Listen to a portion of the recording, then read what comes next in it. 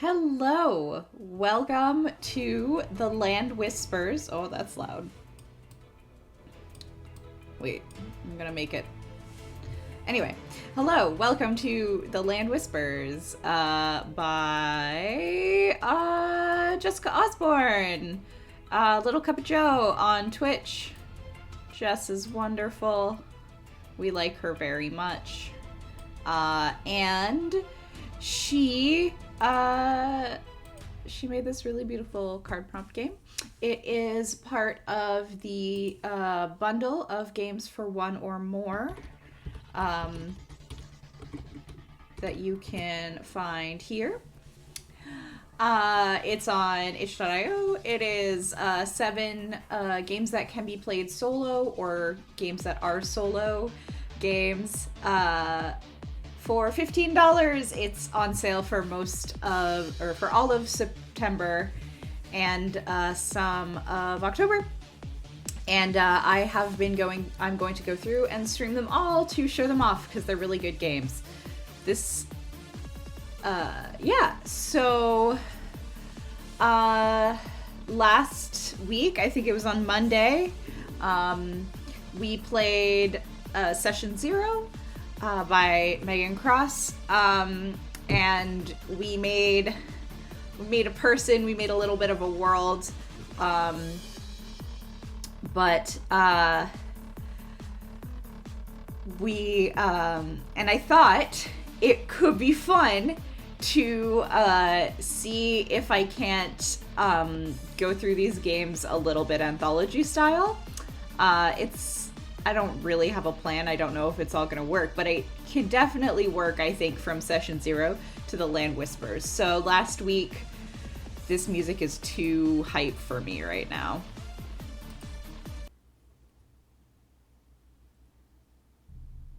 This seems less hype. It's called Primal Carnage, so, you know. But anyway, the last time we played, we made Zsofia. Zsofia is the, I think, daughter of I never really decided on her gender, but I think she's a woman. And she is the daughter of some perfumers.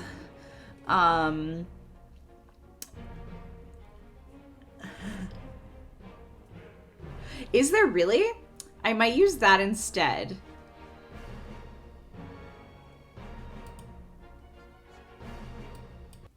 Let's do that. Let's use the music that has been curated by our lovely Jess. One second. But yeah, so we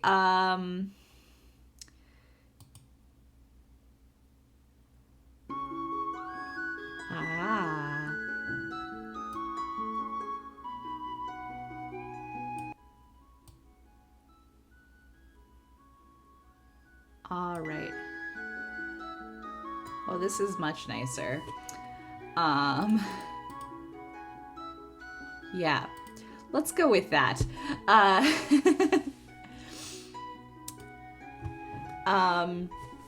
Yeah, so we made Zsofia. Zsofia is the daughter of some perfumers. They live in a town that is, what did we call it?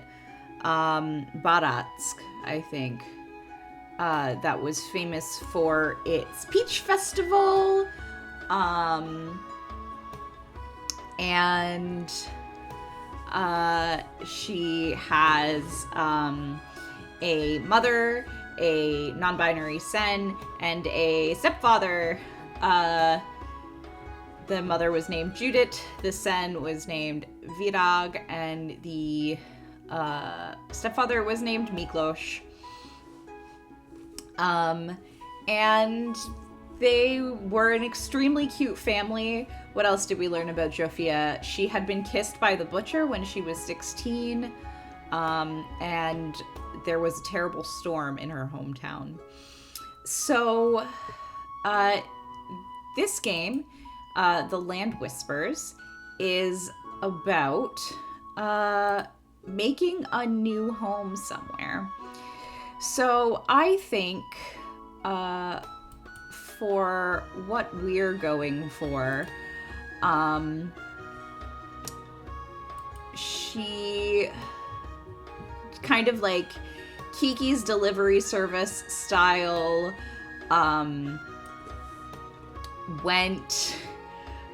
was going to make her own way in the world. She was a little bit adventuring before, because she didn't know what she wanted to do with her life. And so her stepfather, Miklos, recommended that she go travel. And she's been traveling back and forth. She's come home before, and now she's on her way somewhere else. It says that you build a homestead in the wilds of a distant landscape, and by purpose or by chance, begin to discover the secrets of the land you live on. So, I think she still doesn't really know what she wants to do with her life. So she's gonna live a little bit far away. She hasn't moved to a town or anything.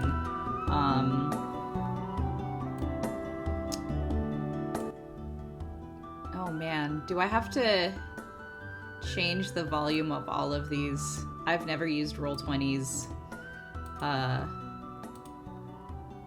music settings before, so I'm just gonna quickly make them all a little bit quieter for in my ears. But yeah,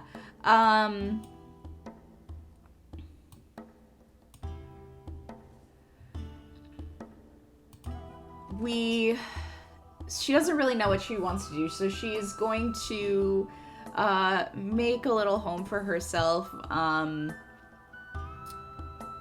of alone. Go to my settings tab. Oh, the master music volume level, like in a regular Roll20 thing. Well, I already just individually did it all anyway, so whatever. Oops, I can use Roll20. Yeah, so she's making a home for herself, somewhere far away from people, or not far away from people, but not in a big city, not in a town with lots of people. I think she spent a lot of time. I don't think that in Baratsk, the place she lived, I don't think it was a small town. And so I think that,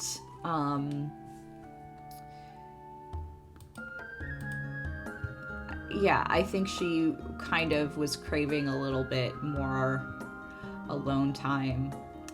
So she goes to a place, and we're gonna find out a little bit about this place. So the first thing that we do is we introduce ourselves. So I've our names, our pronouns, and a brief description of their most notable feature, which is not something we've discovered about Zsofia yet. So I think Zsofia's most noticeable feature is that she has purple eyes. Like, she has eyes that are the color of, like, amethyst. And they're very wide and deep set, so they're always like a little bit shaded, with very, very thick lashes, and so they're just these really beautiful eyes that you can't help but look away from, that are just a little bit different, that nobody is really used to seeing eyes like that. So that's what we know about Zsofia. And then we have to go into turn order and ask a single question of any other player. So before we draw these cards. So if any of you in chat have a question about Zsofia, I will answer the first question that comes up as I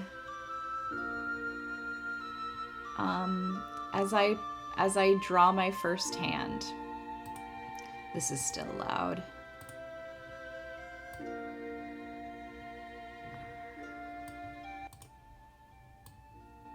There we go. This feels much more manageable to me. Those high frequencies in my earphones. So I am going to deal.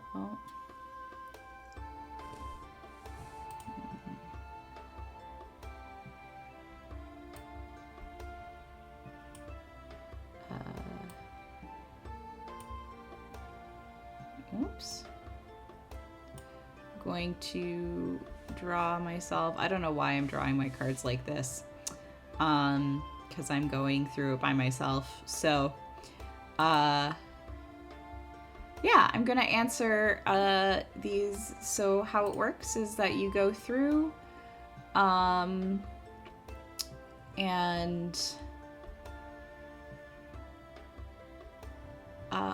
everyone at the table has completed your turn. Going in your turn order, ask, how has your time? Oh no, that's the second time. So, on their turn, each player creates a hand by drawing one card from each of the 4 decks and will answer their hand of cards.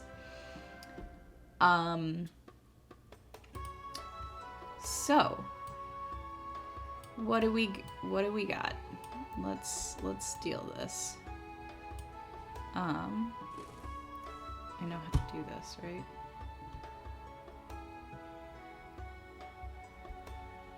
Oh no, is it not gonna work? Is Roll20 crapping out on me? I don't want that. Yeah, Roll20 has totally frozen on me because it's not an online game unless Roll20 freezes on you. Oh, now my zooming is all messed up.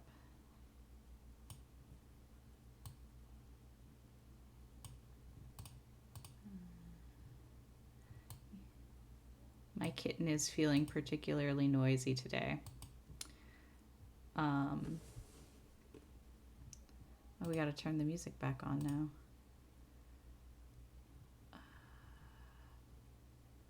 Is it not working?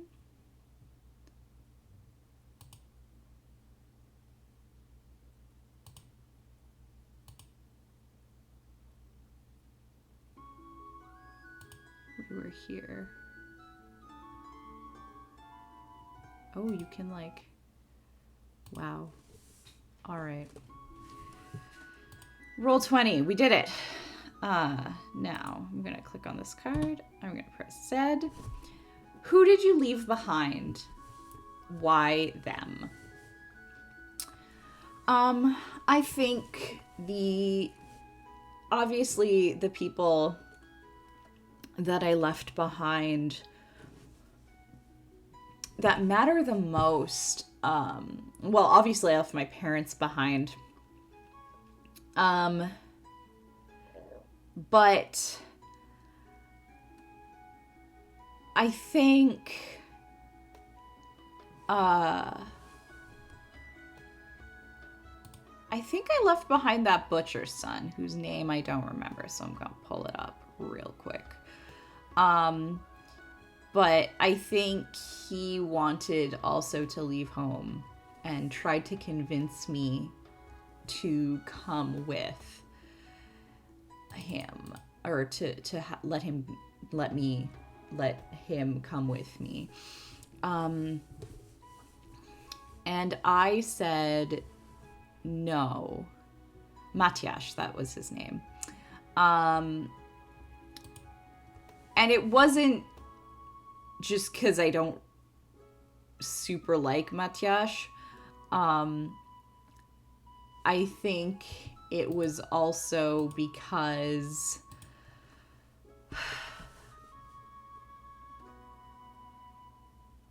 Matyas, his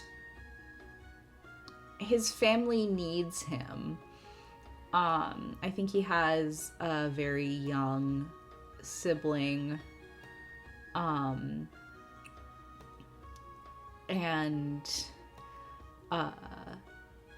so his mother can't help out in the shop, and so Matyas needs to be there to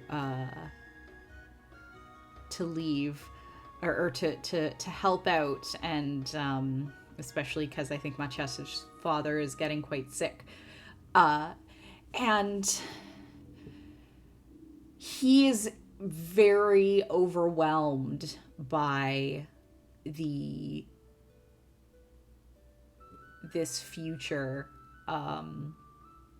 that all of a sudden he's going to inherit everything and have to be the town butcher. And so when he learned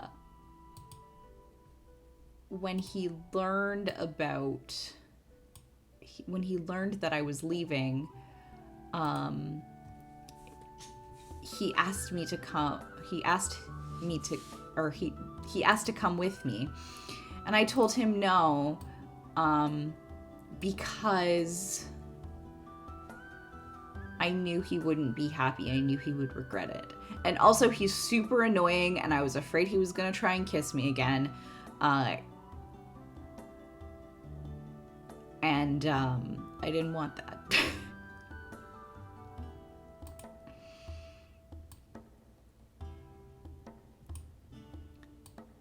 All right, the next question is about your home. You add another structure to the property, not necessarily a building. Why are you building it? I think the first thing that Zsofia does when she starts to make her new home is she builds a well.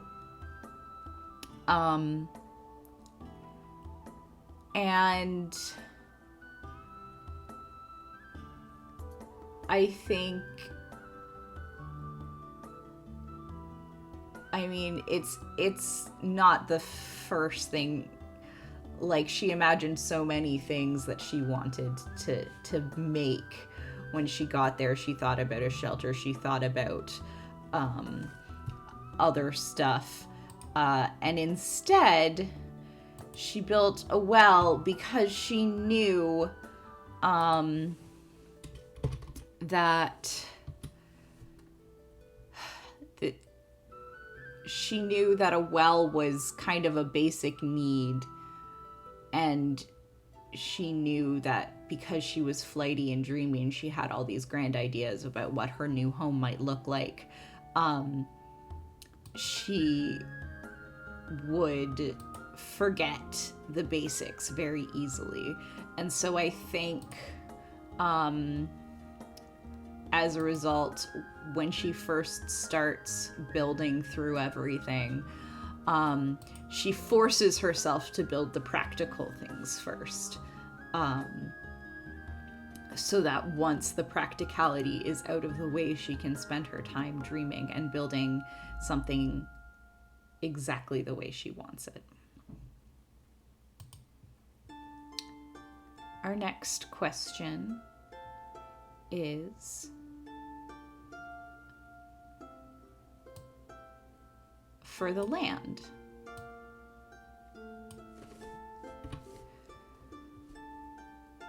There is a place near your home that fills you with sorrow. Why?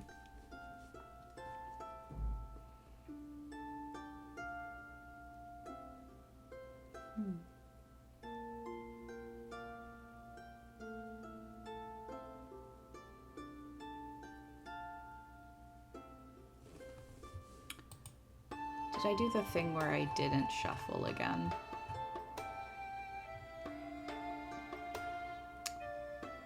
No.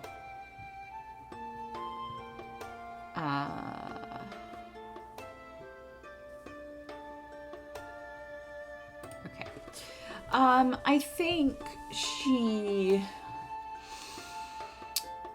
I think near the home there is, I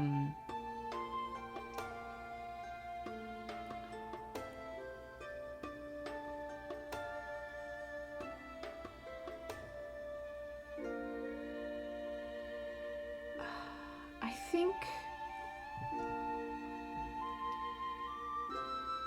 there is an old, I think there's a ruin.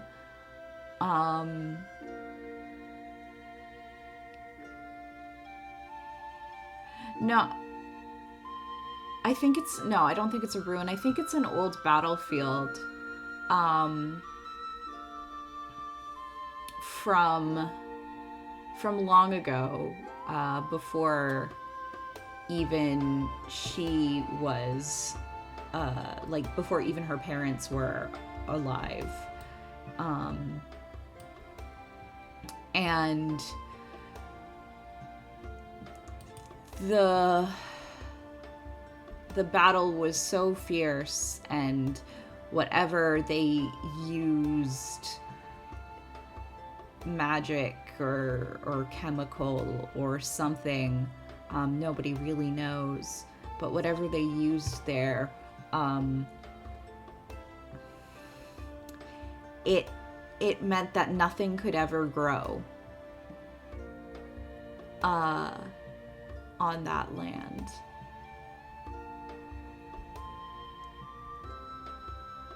And land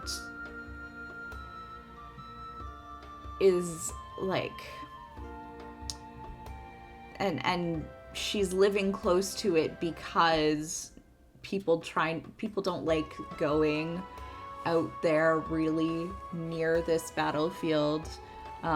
She can't see it from where she is, but it's close enough that people try and avoid it.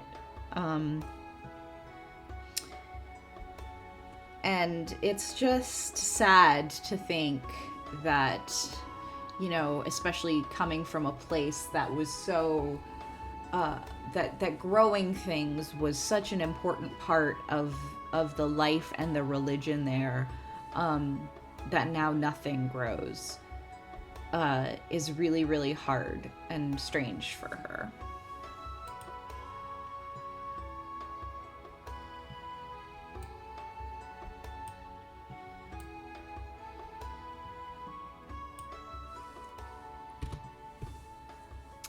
The past.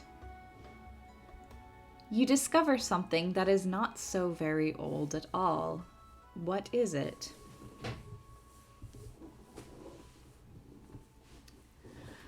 I think what I find is,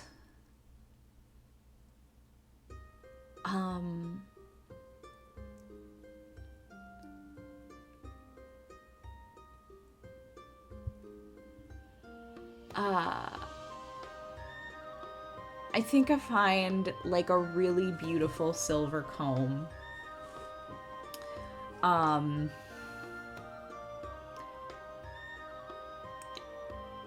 And it's not super tarnished, so I know that it's not ancient. But on the handle, it's engraved. It's not like a decorative hair comb. It's like a... Oh no, I guess it would be a decorative hair comb. So... yeah, it's a really beautiful decorative comb, and on one of the tines of the comb, it's engraved,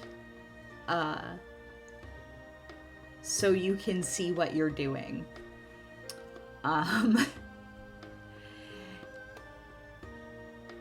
and it makes her laugh. And so she starts putting her hair up in it, so she can see what she's doing. So now, after we've gone through the first turn of this game,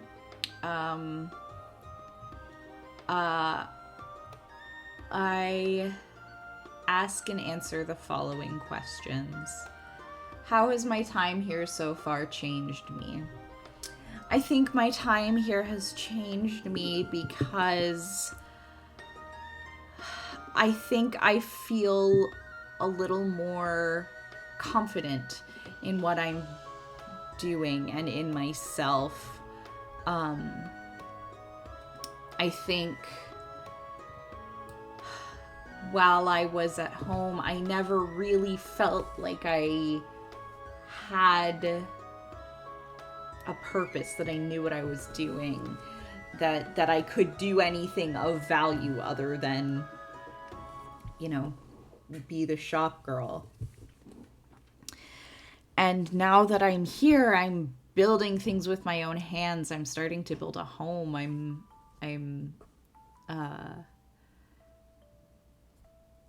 exploring. I think I'm making a living by gathering herbs and selling them in a nearby town. And it's made me it's the biggest thing is that it's changed the way I walk. I walk a little taller now.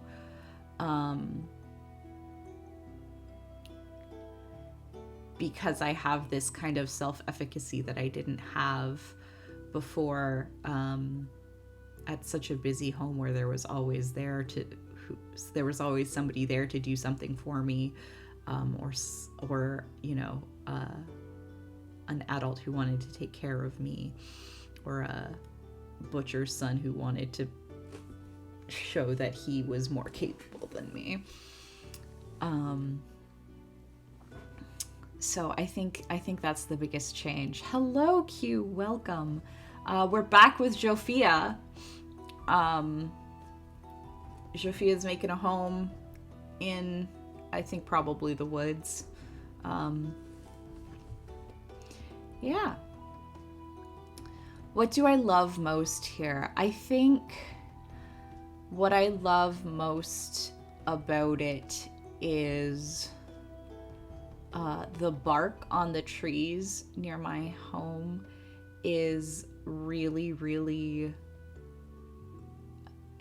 beautiful and interesting and unlike anything that I've ever seen before. I don't think I've ever seen coniferous trees before, and I'm imagining like that like puzzle piece pine bark,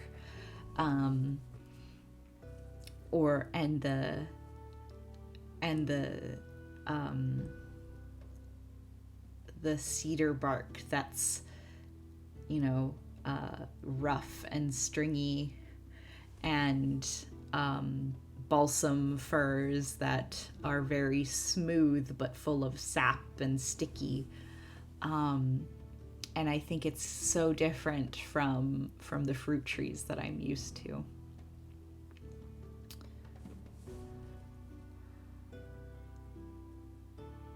What do I struggle with here? I think the thing that I struggle with the most is loneliness. And it's interesting because I came out here to be alone, but I don't really think I knew what that meant. Especially near the beginning. And it's just you and your thoughts, and if you're having a bad day, there's nowhere to go to. There's no one to turn to. I think she's made friends in the you know, kind of nearby settlements, but nobody that she could confide in that way. And I think that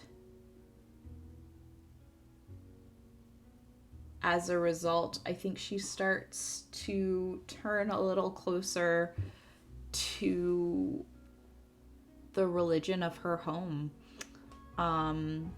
because that's something she's always found comfort in. And so I think she buys some bells, uh, with some of the money that she has, and she starts to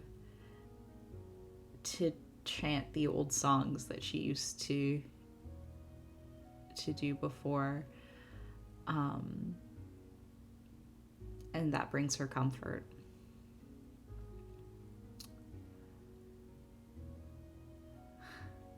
What can I do to help you is not a question that I can really answer because I'm playing by myself. But do I want to leave this place? No, I don't. As much as I feel lonely, as much as I miss my home and traveling and seeing people,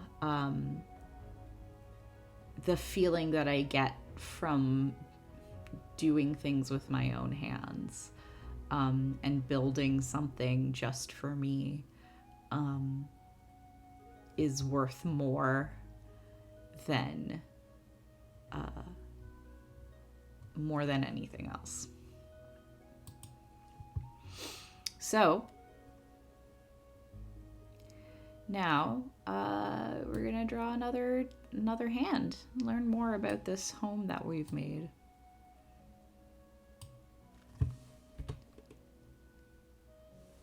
Who are the people you brought with you?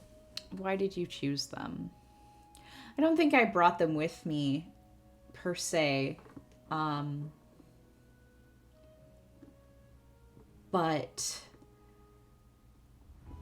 I think I come across on my way to like on my way back from the settlement that I was in, I come across this couple, and they've run away. They've run away together because they're in love and their parents don't, or their families don't approve. They are extremely wealthy. They seem noble, and they don't really know at all what they're doing. And so she finds, I think the scene, we see it, and she finds these two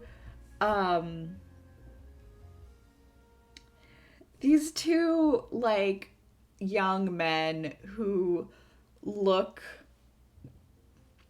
like they're out like in hunting gear. This is what they're wearing, instead of this is, they think, well, we're going to be outside, we're probably going to be living rough, I'm going to wear my hunting clothes. And even though it's kind of rough, looks like they've been sleeping, they haven't always been able to sleep in inns, especially as they get kind of further away from the cities.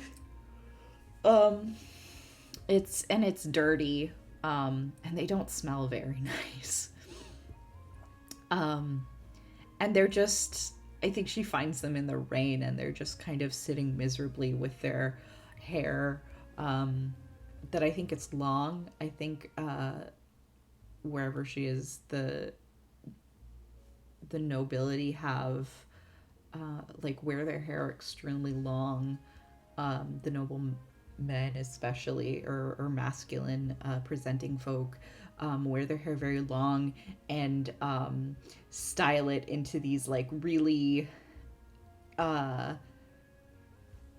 really fancy updos. um,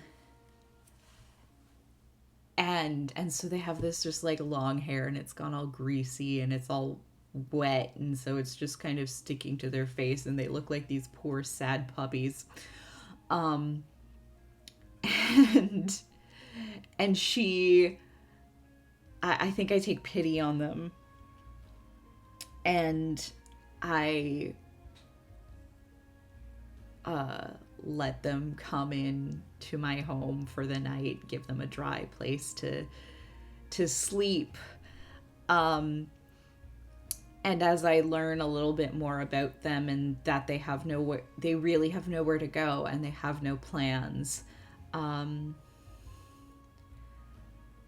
I think about what my religion teaches um,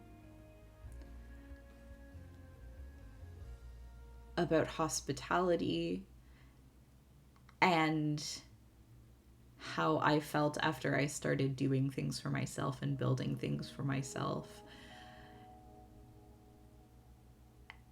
And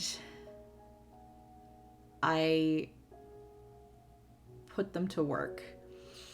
I say that they can stay, but that they have to build their own home.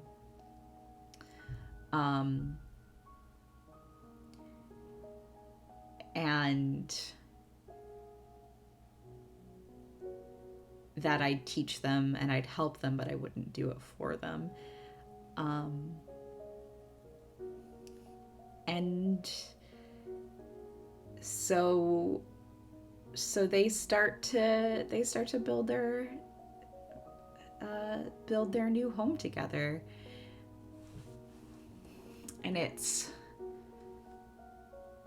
hard at first, but you can tell that they are so in love that they would go through any number of hardships just to be together. And it's really heartwarming.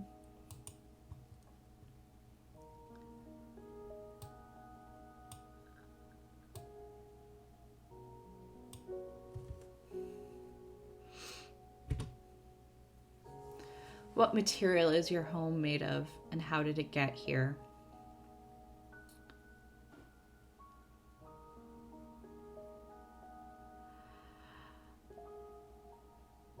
I think my home is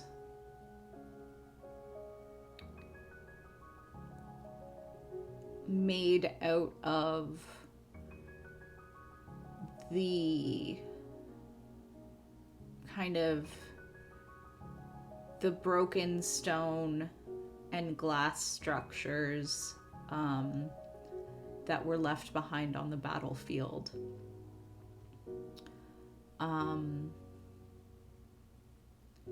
There's some wood. I'm in a forest, but I don't have the tools or the know-how to make myself, a log home. And so, or I didn't at first, and so I went with stones, because they were there. I think there was some kind of wall fortification at the edge of the battlefield. This music cue is specifically curated by Jess for this game, and it's extremely good. I agree. Yeah, I think there's like an old fortification. It was made of some kind of brick, and the brick stayed, but whatever mortar was keeping it together has since faded or crumbled away. And so she spent a very long time trying to make them stick together again. And so it's grown out of what used to just be kind of a hole in the ground, a little lean-to, sheltered, and has now become small, probably one, maybe 1.5 rooms, but that she's, kind of always constantly working on and rebuilding as she gets more materials and learns more things. The windows are oddly shaped because the glass is broken. But it's made of brick and stone, brick and clay. And she's very proud of it.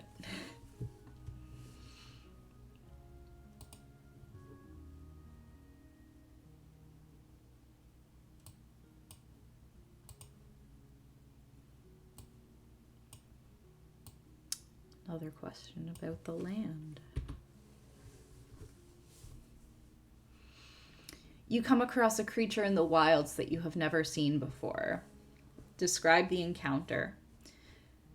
Do you tell the others about it? All right.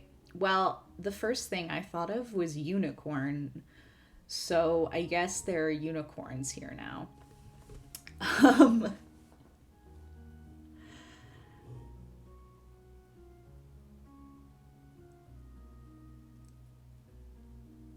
But it's not like the beautiful white unicorn we think of.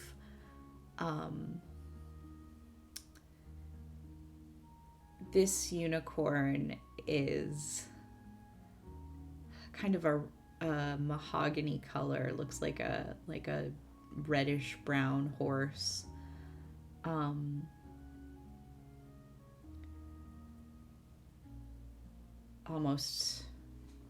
Almost like ox blood, with a horn the same color.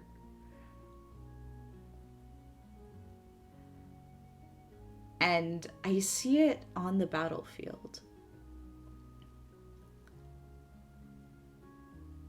I see it.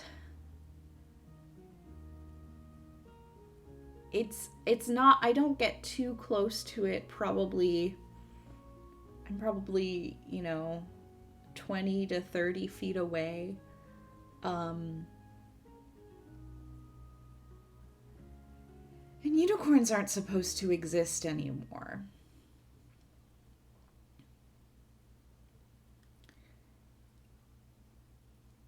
And I'm not sure what to do, and I wonder if this is some kind of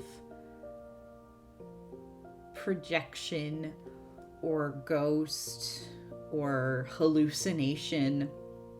It's been lean. I've been getting hungry. Haven't been able to eat as much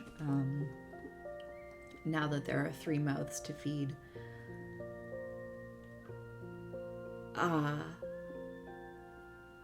And I'm not really sure what to do. And as I kind of take half a step to get closer and see if I'm really seeing what I think I'm seeing, the unicorn gallops away into the morning mist.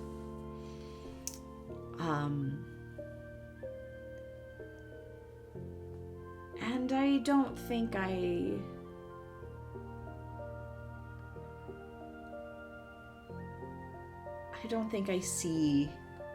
tell them about it. I don't think I tell the boys about it because I'm not sure I believe it myself. They certainly wouldn't.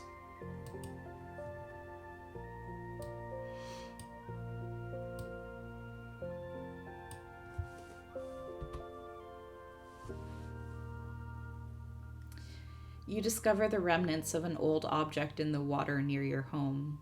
Enough of it remains to be usable. Describe the object and tell the others what you think it was used for. So what I find is a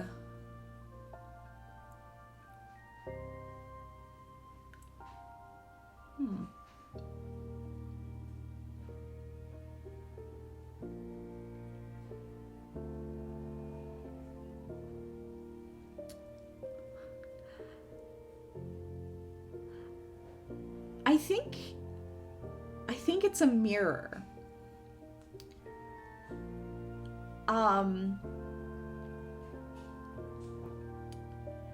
And or a piece of a very, very large mirror. And as I look at it, I realize this is the first time I've seen my face, my own face, in a year.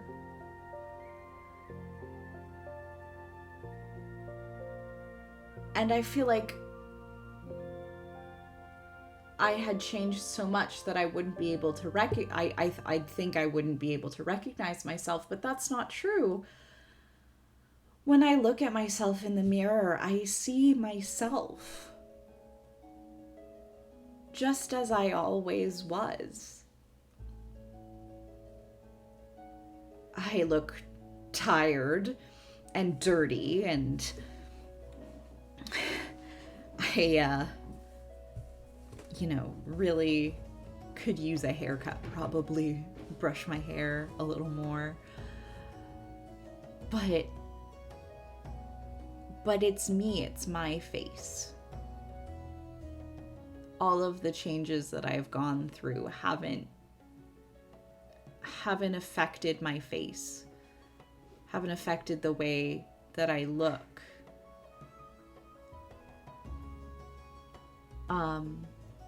And it's very strange. And when I show it to the boys, they immediately get extremely depressed about the way that they look now. And then can't stop looking at themselves after.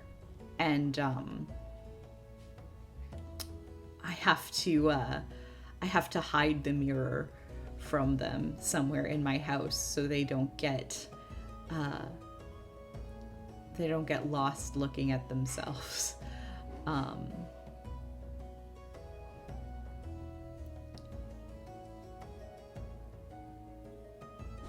But after that,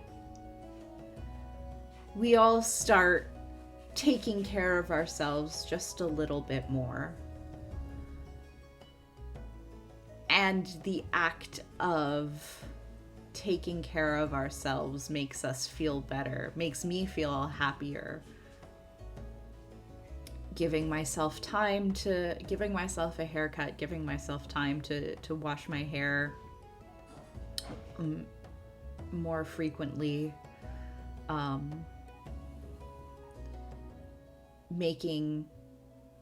mending my clothes, making new clothes before the old ones are worn away to nothing. It makes me feel better. It makes me feel more capable, less lonely, more like a person. And eventually I think the mirror goes back on the wall and we get used to seeing our reflections more, but know that there's too much work to do to keep going. Just one moment.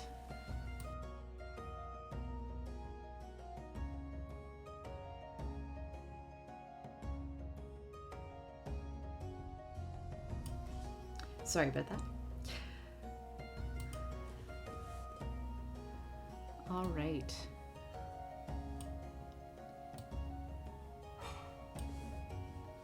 Oops. That is not what I meant to do. What secret have you kept from the others? who finds out. How?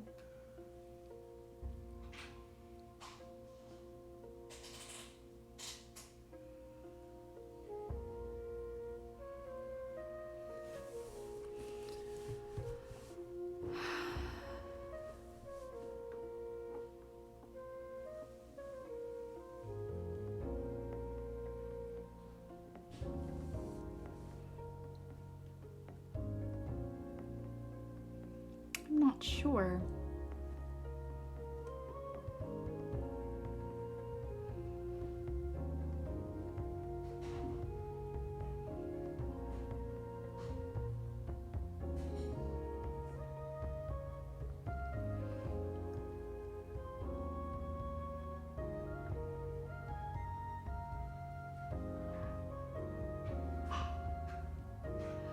I think the secret is that...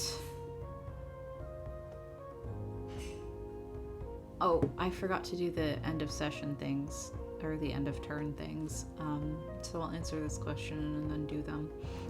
But I think the secret is that I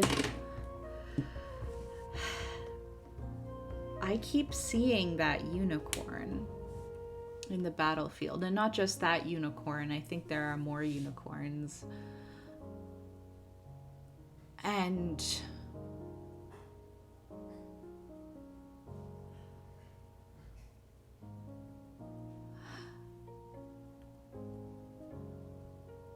I think eventually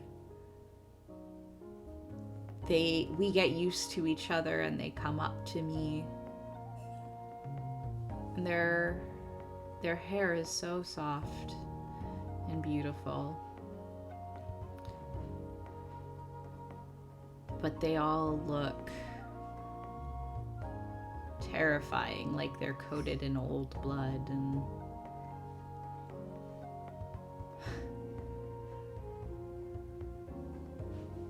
I can still hardly believe myself, and so I don't tell them because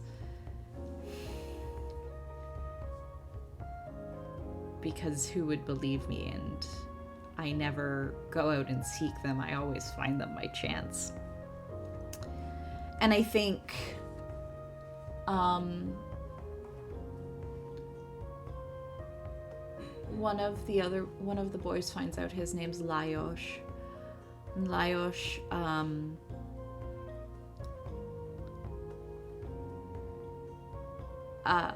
has made dinner that evening, and comes out to the battlefield to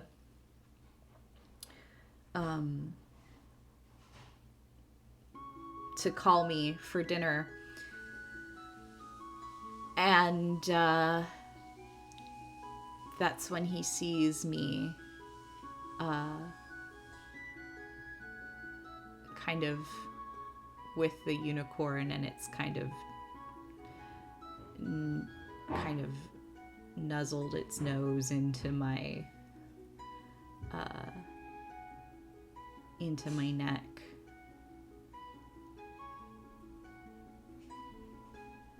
And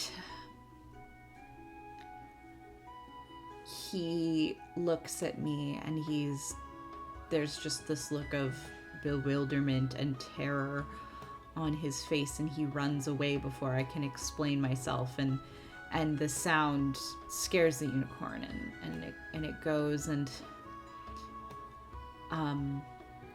when I come back for dinner, he won't speak to me, and he's looking at me like he's so scared of me, and I'm not sure why.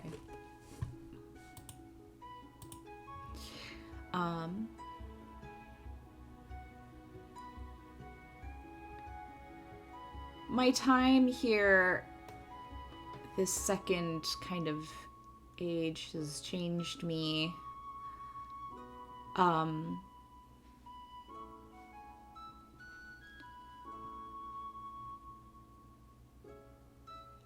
I feel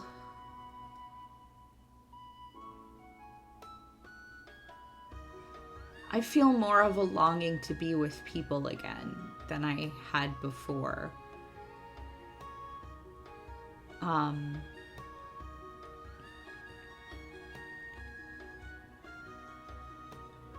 And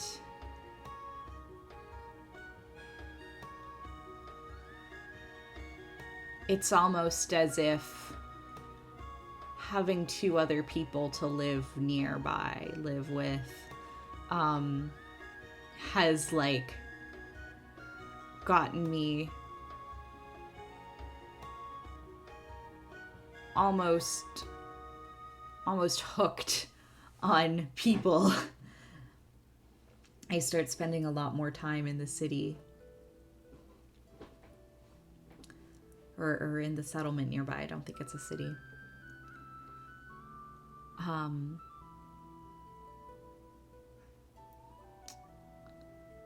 And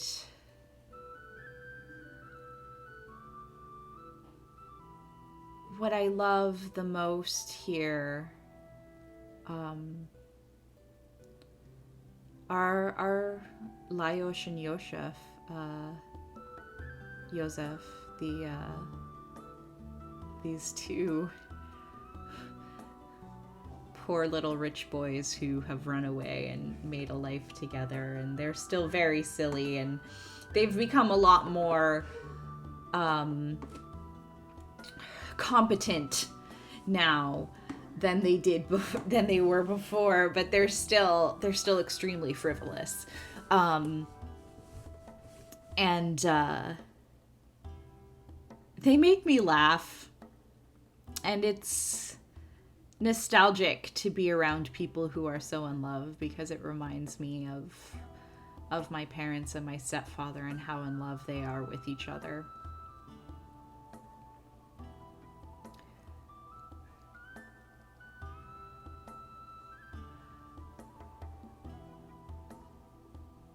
I struggle with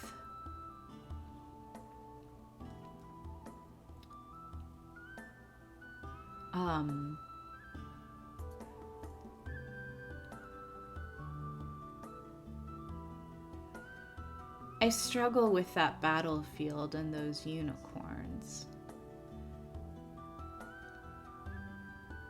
because they are terrifying. I don't blame Lajos.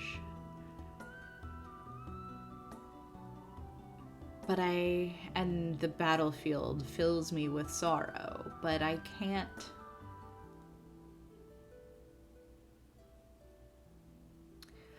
stop going there, and I'm not sure why.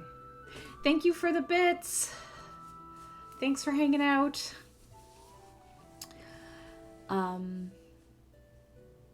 Yeah, I'm not sure why, but I have to keep going, even though it's always sad and scary.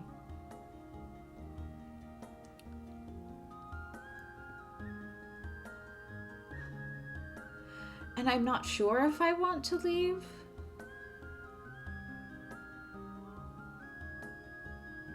I want to leave more than I did before, but I don't know if I can, because there's something about that battlefield that keeps calling to me. We are at the hour, so I am going to take a 5-minute break. You should take a 5-minute break too. Stand up, get a drink of water, eat some food, contemplate unicorns. I don't know. And I will be back very soon to play at least a couple more rounds of this game. I don't think we're going to get through all 50 cards, but we'll do at least 2 more rounds.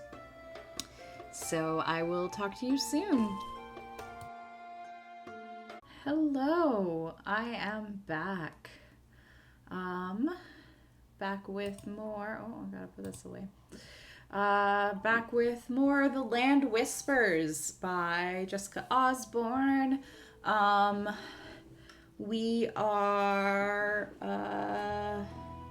in a little forested area. We've made our beside an ancient battlefield that apparently has a herd of unicorns. We live in a little tiny settlement, or away from a smaller settlement. Um, uh, with these two runaway nobles who are in love, named Lyosh and Yosef. And let's find a little bit more about this land. Oh, we already did you, so no.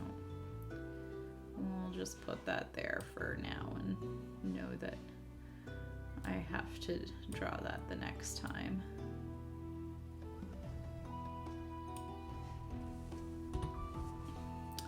Describe a typical dinner. Where do the ingredients come from? How do you prepare and partake of the meal? I think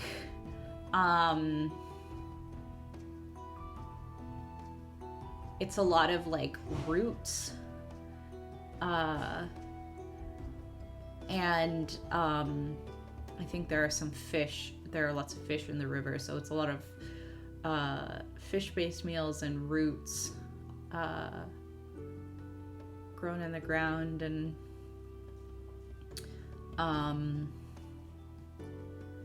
some bread, but that I buy with the herbs that I sell. And Yosef is really good at carving, and so he has started to sell really beautiful carved figurines. And that's what we use to buy flour to make bread.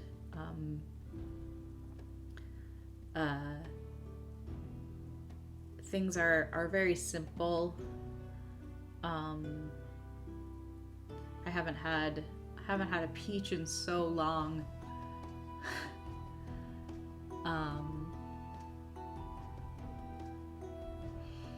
And I can only dream of making those peach and goat cheese turnovers that I used to make.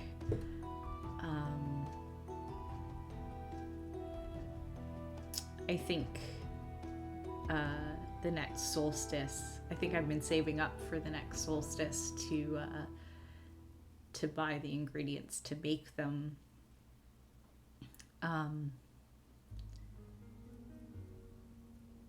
But it's nice. We take turns preparing the meals. And we all eat together.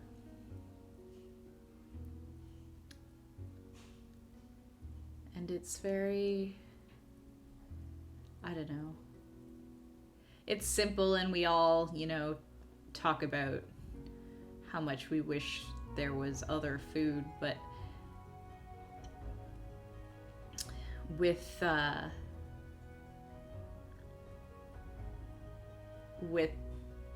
the herbs that I can find, it always tastes good. And the food you make always tastes better.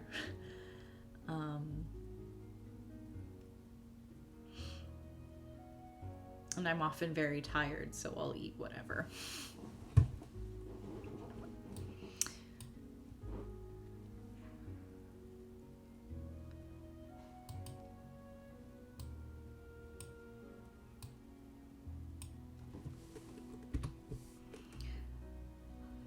Out in the wilds, you have seen something you fear as a threat.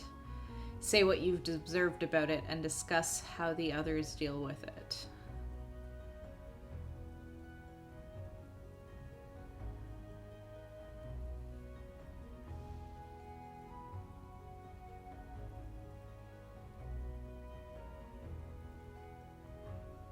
So as much as I am afraid of the unicorns and feel like they might be a threat, they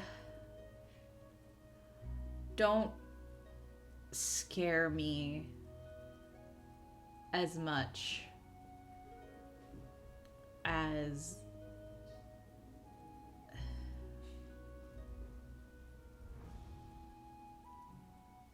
they don't scare me as much as the dire wolves.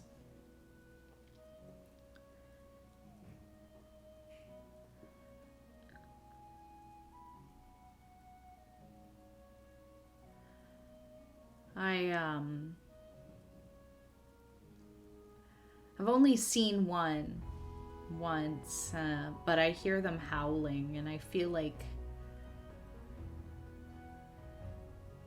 sometimes they're circling around. And I, for all my knowledge, don't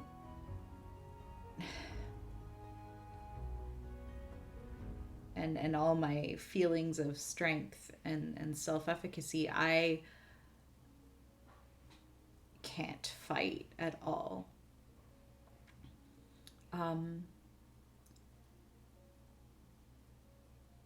But Matyas and Lajos do.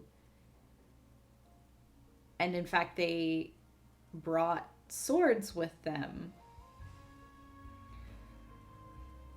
when they were going, when they ran away from home in their hunting gear. They're not very big or sharp swords, but they're all we have. And they've started carrying them around. In the meantime, I've started using my knowledge of perfumes, which I didn't want to. I wanted to move away from that. But I think that I start making something that smells just awful. And I start tying sachets of it and laying oil on the ground, on, you know, the outer borders of of the little clearing that we've called home.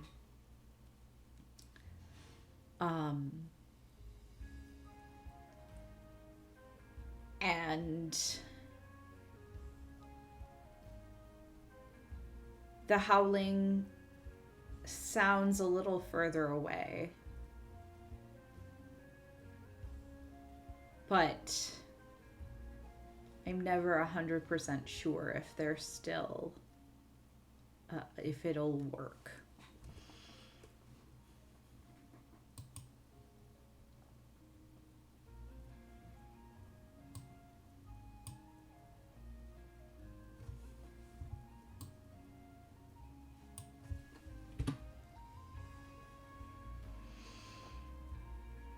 You find what remains of a wondrous feat of engineering. What is it, and does it still work?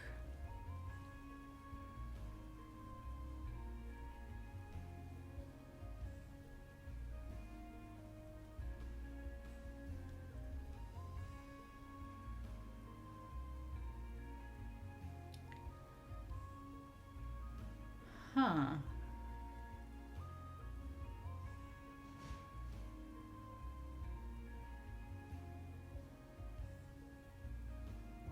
I think we find some kind of millstone. A cabbage catapult. No, I think it's some kind of like, I mean, don't worry, I love your ship posting. But yeah, I think it's some kind of like medieval version of a food processor. Like it's a portable millstone, and there's a little kind of like thing to collect it in the bottom. Um, and you can use it to grind grain into flour, um, or nuts into paste, or,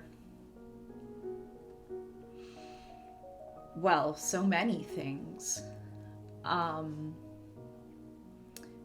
and it doesn't work when we find it, um,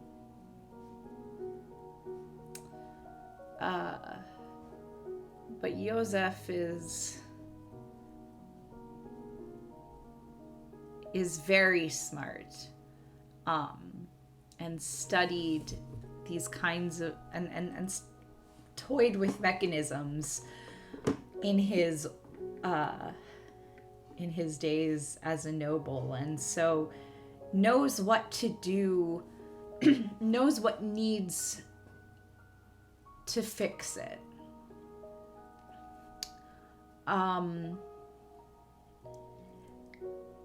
And it takes a long time, and I don't think we found it yet, but we know what we're looking for. And while we're looking, Liosh, in a kind of little sunny patch where he's started growing, we've started growing what little kind of like vegetables and roots that we have. He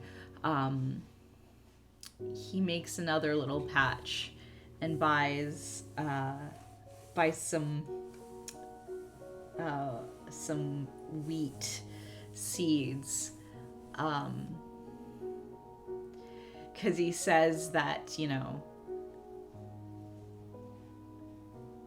by the time, even though it'll take a long time for the wheat to grow, by the time we find what we're looking for, we'll be able to grind the wheat into flour.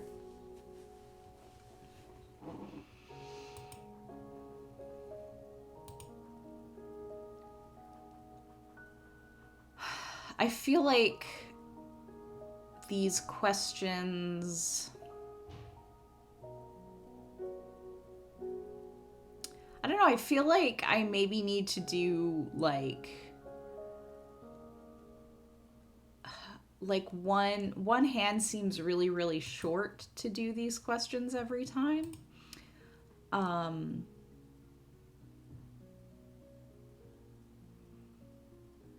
Also, I've been asking and answering all of the questions as opposed to just one, so maybe I'll just ask myself one question.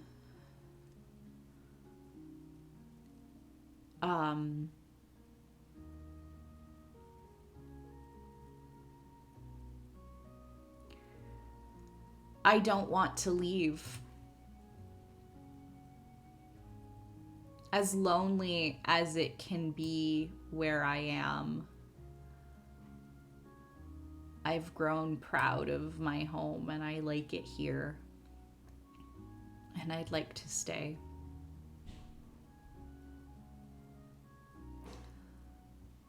All right. I think this is going to be our last hand, judging by the time. But let's go for it. Of the things you left behind, what will you miss the most and why?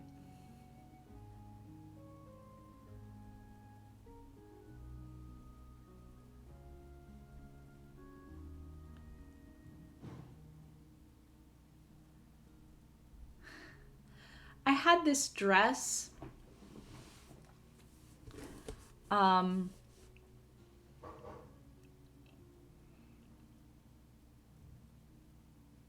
I bought it for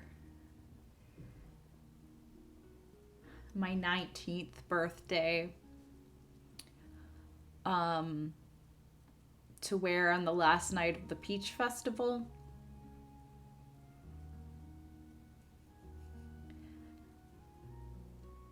I was too tired to dance again, but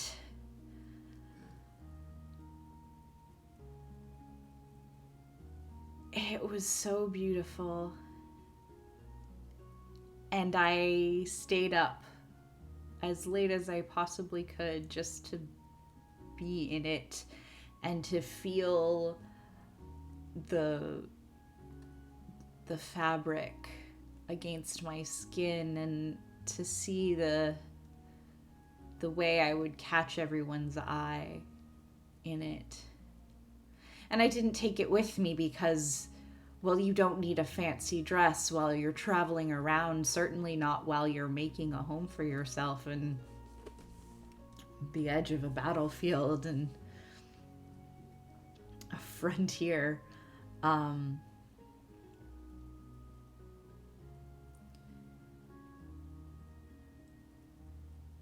But sometimes I wish I had an occasion to wear it.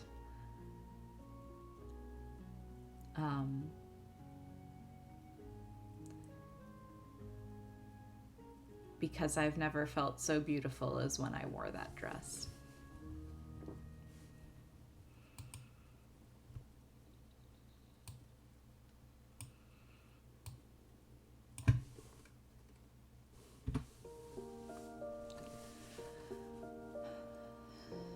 Describe an area in your home used for recreation.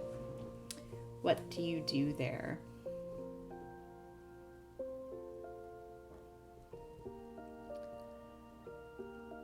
So I don't think it's...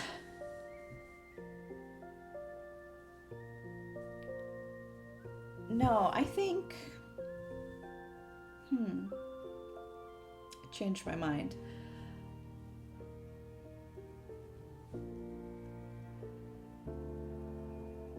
I think I have a rocking chair.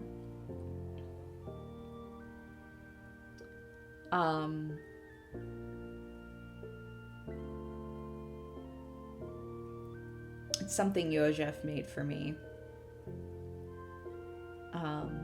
He doesn't have the tools or the space to kind of make a lot of furniture. Not yet anyway, and we live a little bit far away to transport that furniture to sell, but he likes to experiment.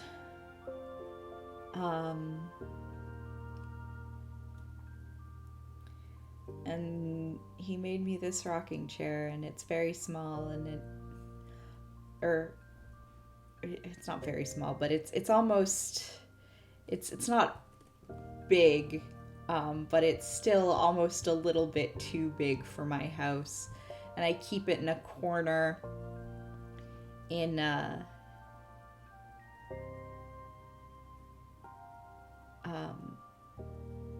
kind of what I use as a kitchen.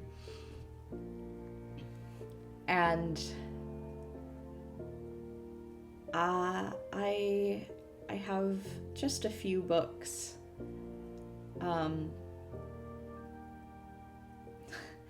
I try to be practical as much as I can, but sometimes I can't help buying myself books. And I sit there in that rocking chair and I read, and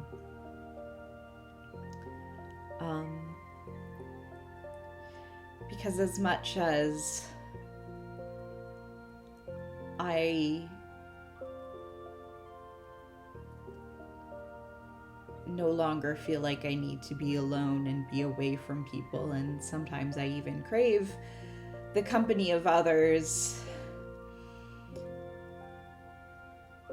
I really just want, after a long day,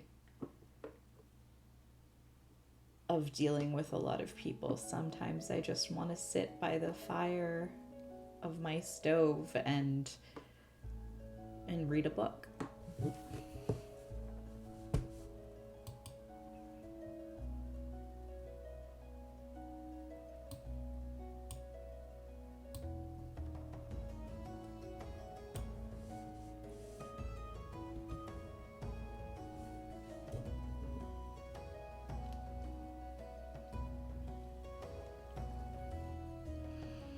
Exploring well beyond your home, you discover a place with an air of mystery.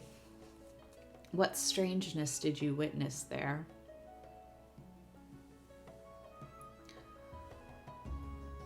I saw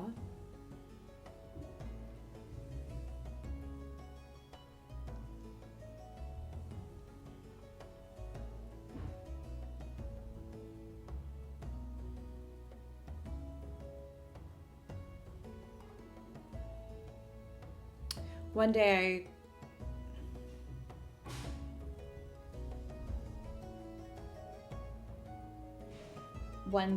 on my way home from the morning market where I sold herbs, there's a little bit of a fork in the road that leads to my home. And the other fork is old and overgrown and kind of menacing. Looks like there's thorny bushes and nearby, and so I avoid it, but for whatever reason today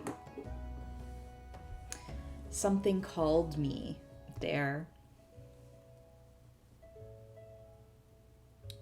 And I walked along the path for what felt like a very long time. And I thought about turning back a lot, but I didn't. And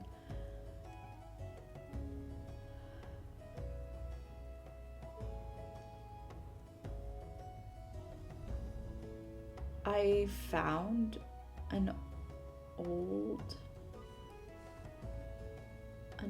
abandoned prayer house.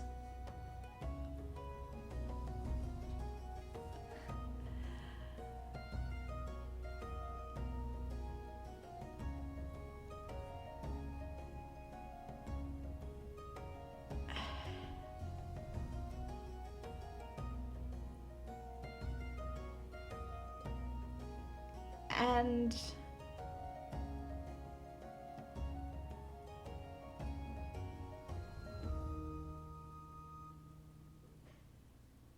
the bell, the great bell that they use, was still there and intact.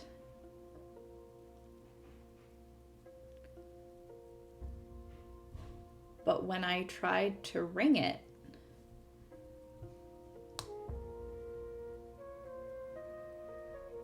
it made no sound.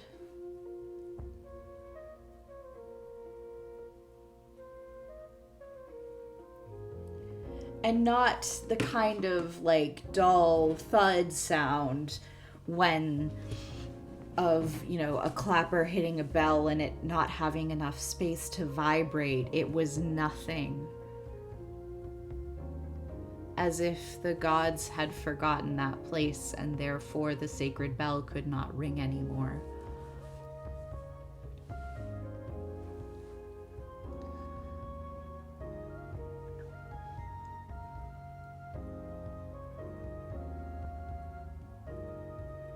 Nevertheless, I started going there to pray.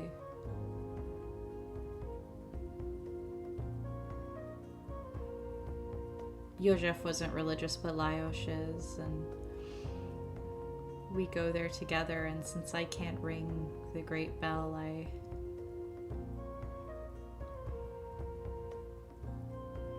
bring my own. And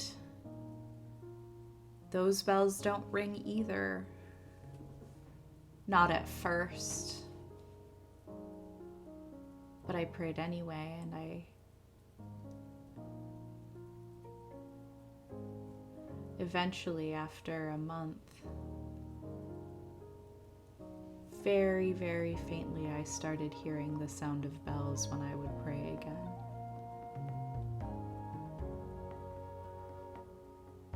And I wonder if the gods are remembering this place.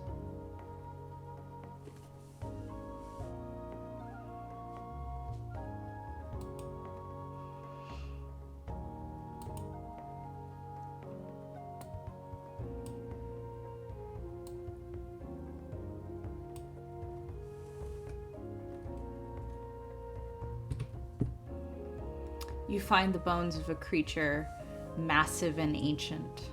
Describe how you make this discovery. Do you know what it once was? Do these creatures still exist?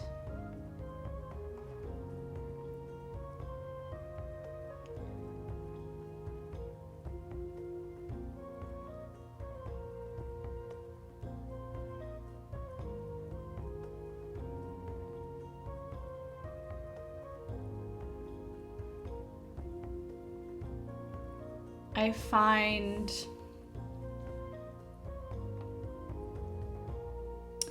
they're not so much massive as of a multitude. It looks to be and spread out as if the wolves got to the body. And it looks like a human pelvis and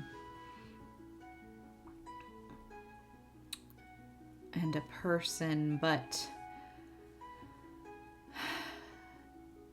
when I see what there should be for a skull,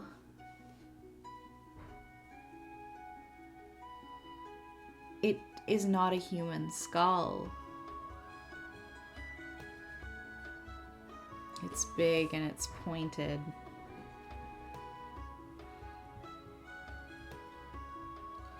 And I find that skull. And then there's another. And another. And there are 7 skulls, but only one body.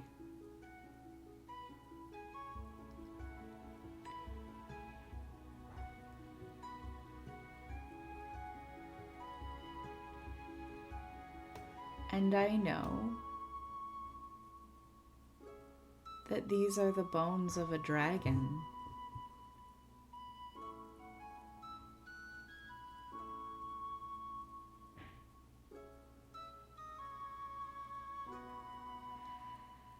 And dragons weren't supposed to exist anymore, but neither are unicorns. So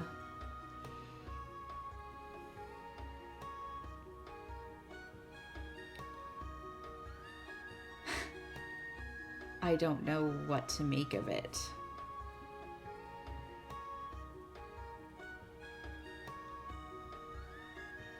I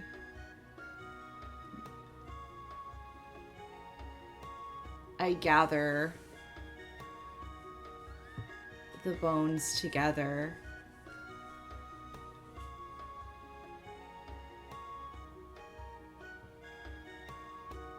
and I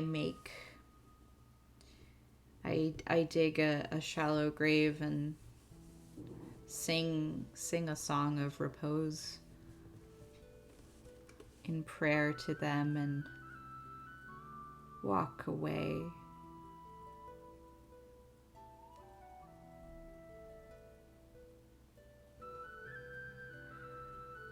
I think about telling the others, but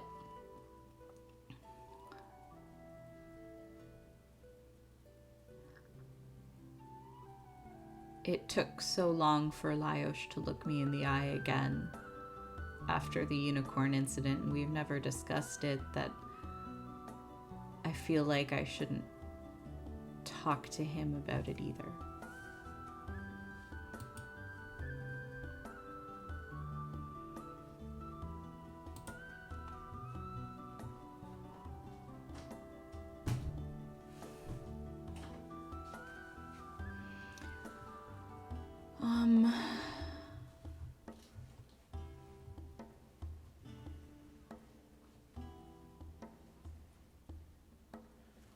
What I struggle with is that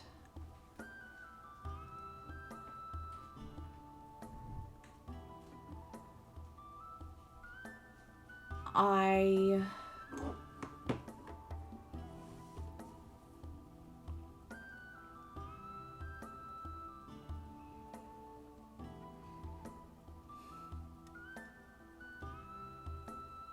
feel like there's a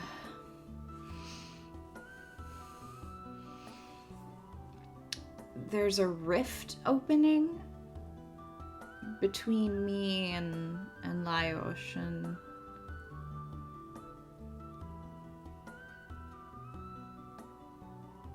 I don't know what to do.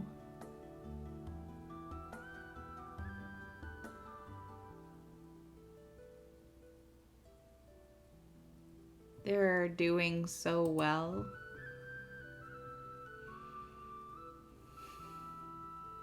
Them or him and Josef, they're happy. And I'm not sure it'll ever be the same between me and Laios anymore, and I start to wonder if it's time for me to move on.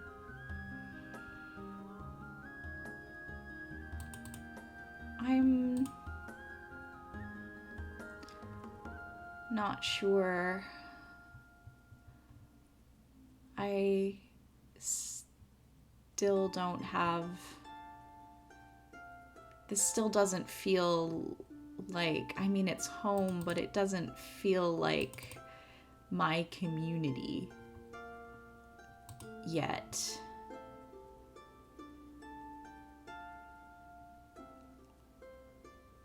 And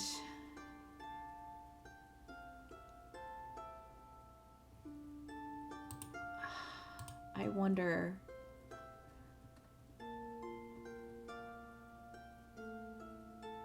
if it's time for me to start traveling again and finding my place. Because this is their place, but I'm not 100% certain it's mine.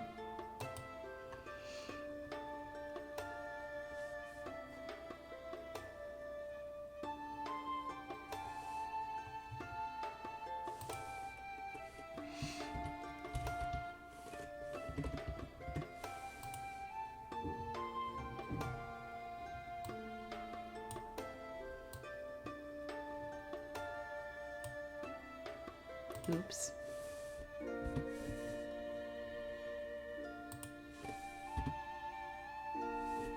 Of the things you left behind, what will you miss the least and why?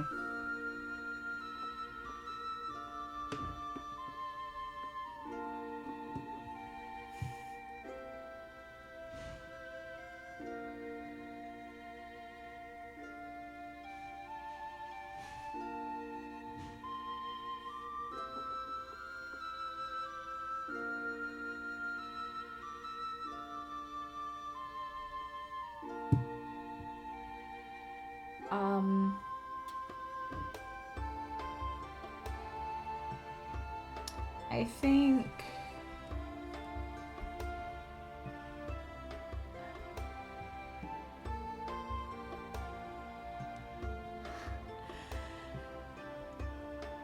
Baratsk was known for its orchards, but it was also known for its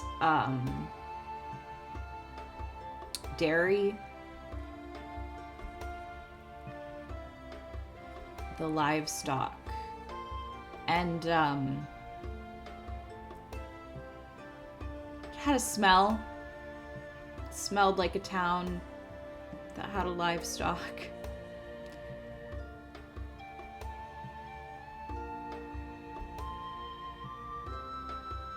And it wasn't super bad, but on very warm days,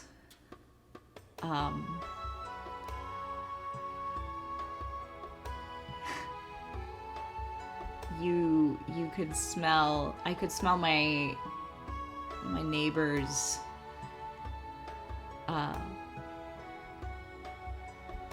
sheds. I don't miss that.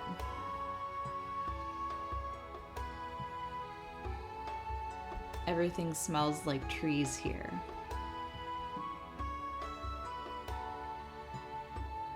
Kind of fresh and wild, and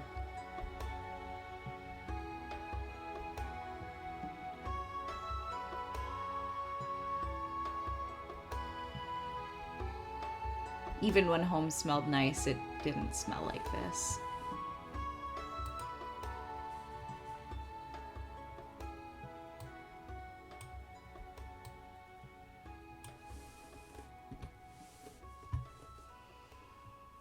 Did you build the home, or was it already here when you arrived? I built this home by myself. I found kind of a hollow where an old tree had been. The roots were long, faded or rotted away, but it left that kind of divot that happens when a root ball kind of upturns itself. And I used that divot to start my home. I started with just a tarp over that hole, and then eventually I used sticks, and then I started building up around it with the stones and the bricks that I found in the battlefield, and with clay. And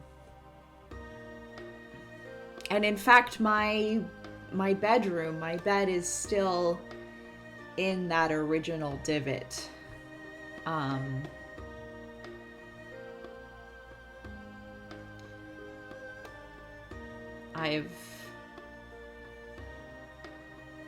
I've lined it with wood and fabric now to keep myself warm, but there's something comforting about being cradled in the earth like that when I sleep.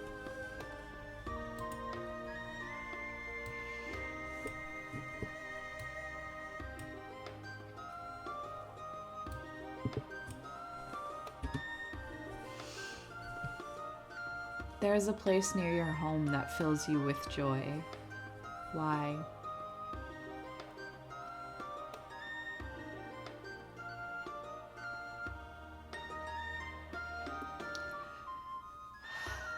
So, one day when I went to pray at the old abandoned prayer house, I followed along the road a little more.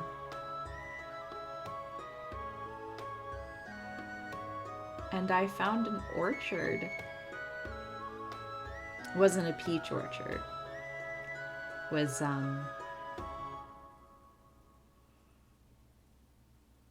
it was cherries,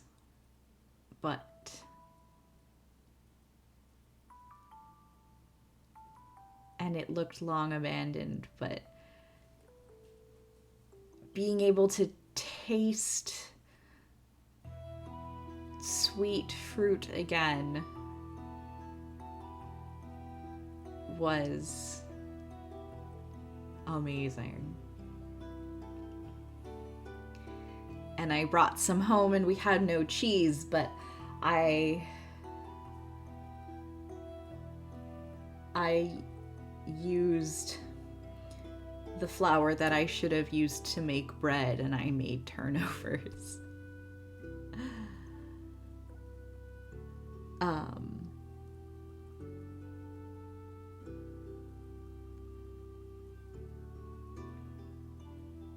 And I used the last of our butter, and I knew that I would get a scolding, but it was worth it. And, well, Yosef and Laios were very mad at me, but they weren't they told me that it would have been much worse if the turnovers that I had made weren't so delicious.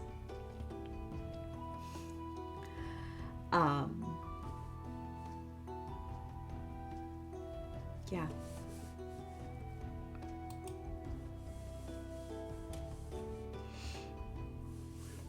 And this is our last card.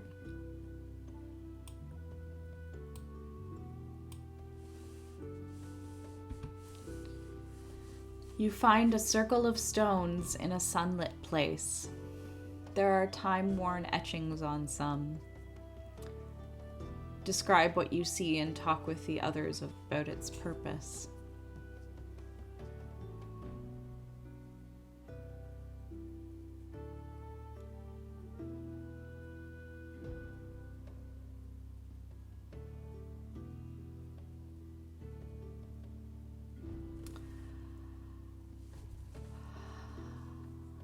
What I see...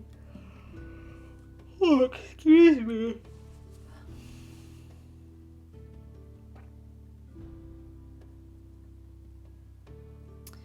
I think the three of us are clearing more land to grow more things.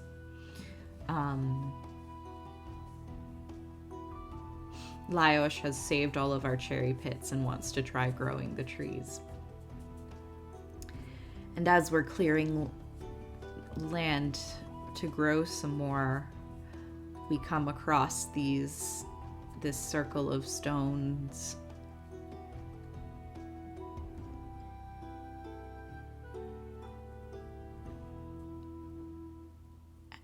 And when I touch them, they feel right, familiar in some way.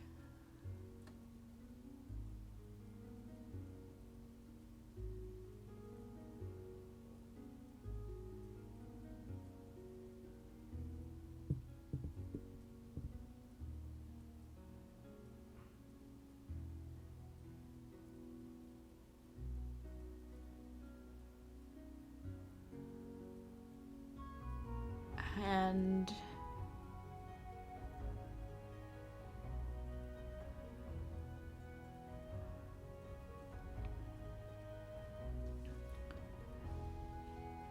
Laios looks scared again, and I ask him about it, and he says that these were stones that belonged... They had the old magics in them.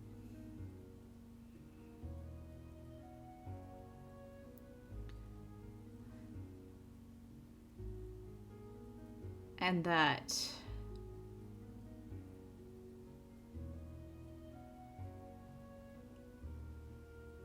this land was most likely infused with magic.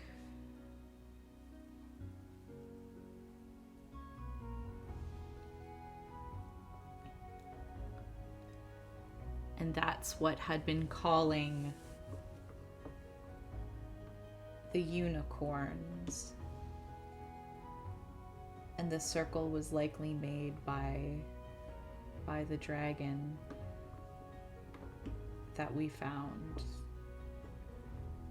Or by a dragon, and I explained that I had found one, and Laios looked very scared and said,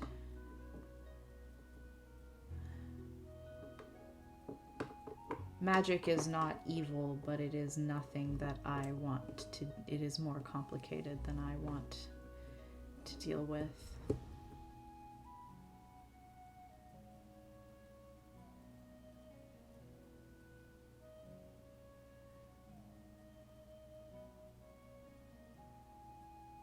And that maybe it was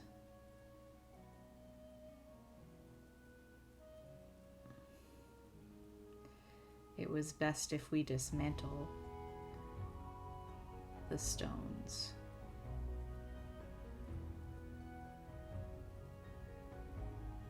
Or recover them and forget that they ever existed.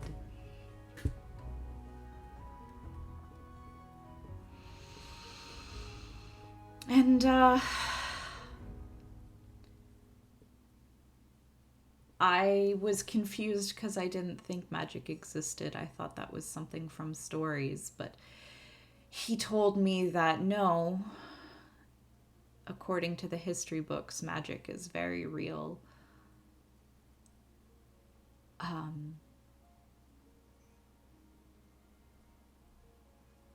It was forgotten.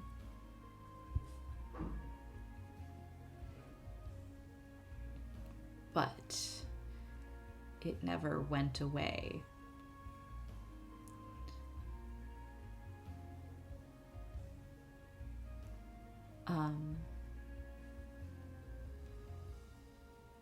And that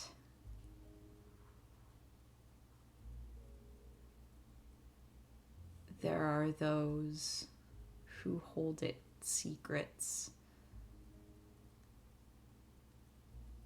extremely close, because last time magic flowed free, a war broke out that was so terrible nothing will grow on the battlefield anymore.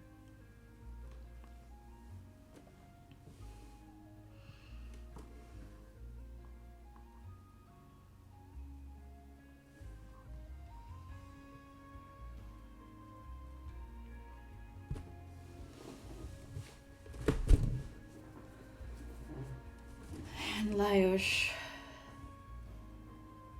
and Joseph looked at Laios and saw the fear in his eyes and smiled and said,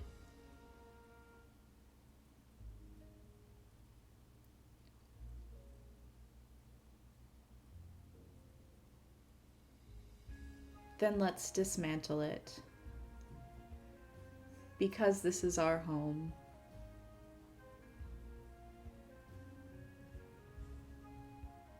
And we shouldn't have to give it up."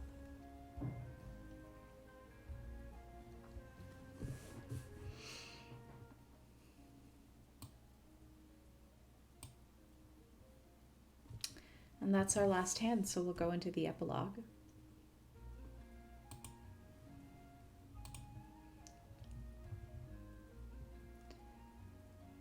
Do you live out your lives here or eventually leave?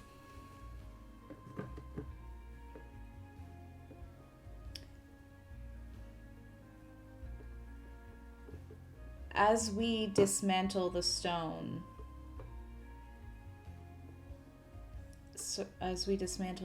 circle, the air changes. It feels dull. The colors seem less. But Laios is so much happier, and Joseph is so much happier.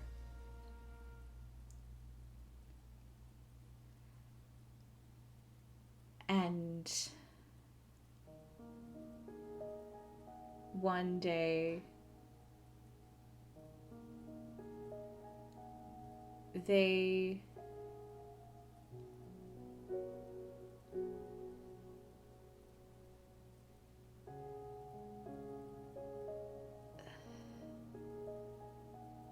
talk about having a family. We talk about it over dinner time. That they would like to have a child.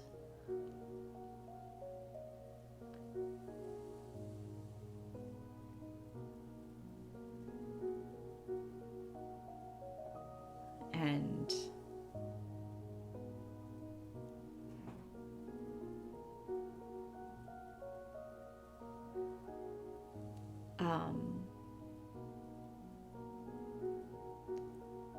they make arrangements with a woman.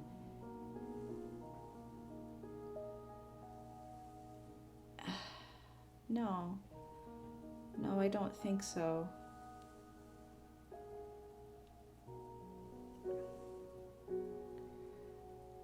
I think that Yoshef can bear children. And so he does. Yoshef gives birth and it's beautiful. And I'm so happy for them, him and Lajos, but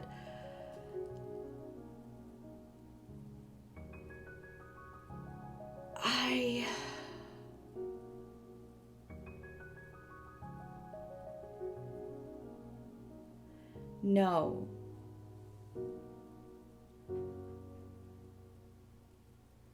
that it's time for me to leave. And when the baby is about 9 months old, and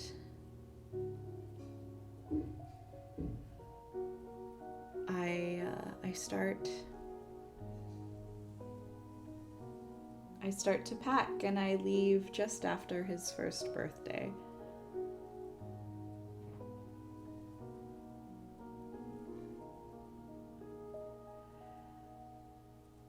And it's sad.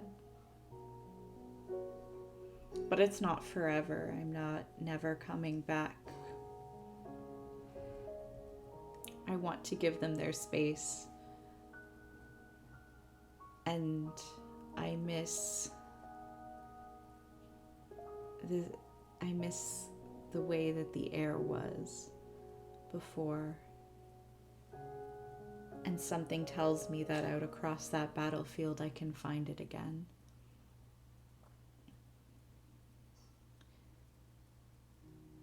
And Yoshef and Lajos respect my decision and hope that I'll come back for little Joltan's next birthday. And I promise that I will.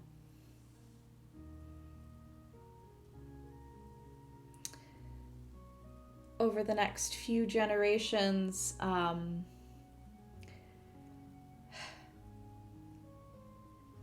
Yoshef and Lajos' family flourishes. Yoshef makes furniture. Becomes so wealthy he can afford a horse and cart to make it around and to towns, and people will travel from far and wide to see his beautiful craftsmanship and to purchase it. And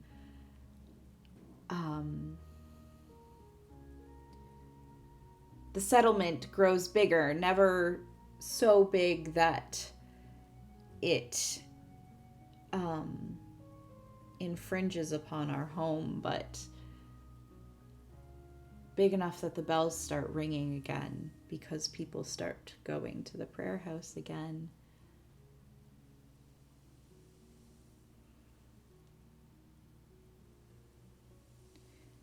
Over the next several generations, things start to grow in the battlefield now that the magic is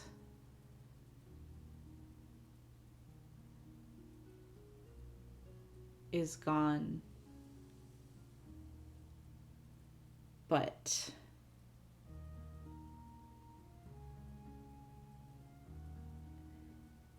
it's not fertile. It's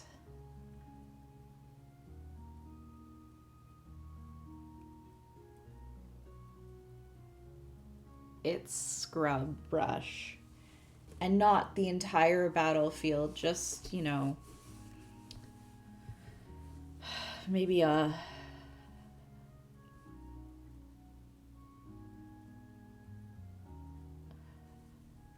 half a kilometer out from the where the magic circle was.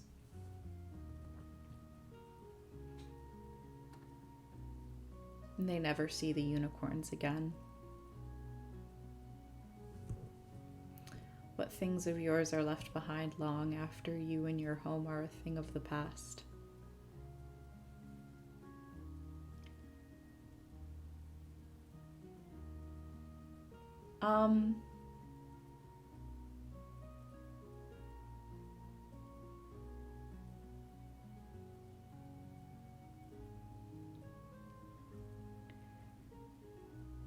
That mirror.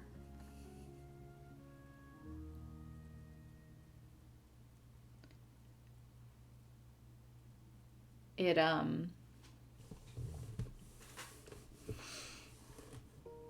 stays.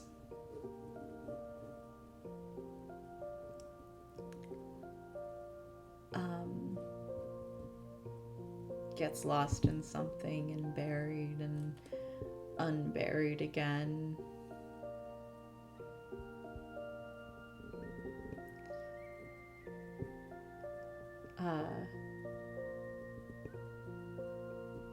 And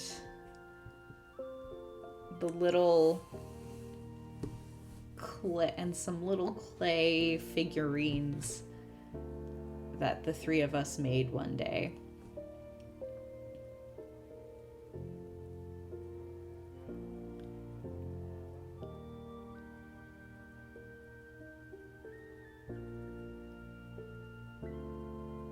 Yeah.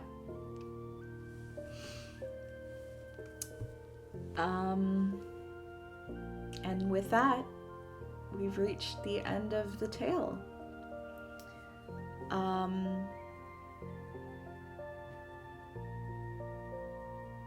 Yeah, this was really nice and sweet. My friends make good games. Jess, this was really lovely. I had a really great time. I made some more cute... I made another cute family. And Zsofia has moved on. So we will be back tomorrow.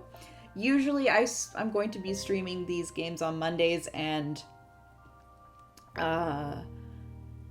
Thursdays, but originally there was some schedule mishaps that meant I had to schedule on a Wednesday today. But so I will be back tomorrow with Steading by Anna Landin. And we can continue on with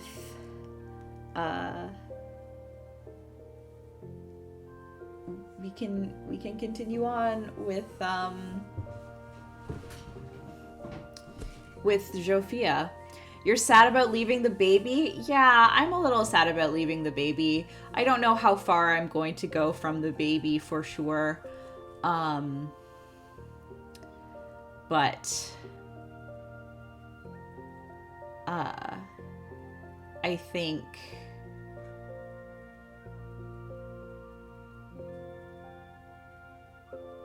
I think she needed more. I think what she needed wasn't what that family needed. And I don't know, I feel good about her decision to leave. I thought about having her stay, but I feel good. I feel good about her leaving. So yeah. So yeah, we'll be back with studying tomorrow at 7 ET again. So definitely check that out. Studying is a very good, cute game. It's extremely popular. It's still like in like the top 20 most popular physical games on itch.io. If you liked this game, you can buy this game, The Land Whispers, and 6 others in the Games for One or More bundle on itch.io.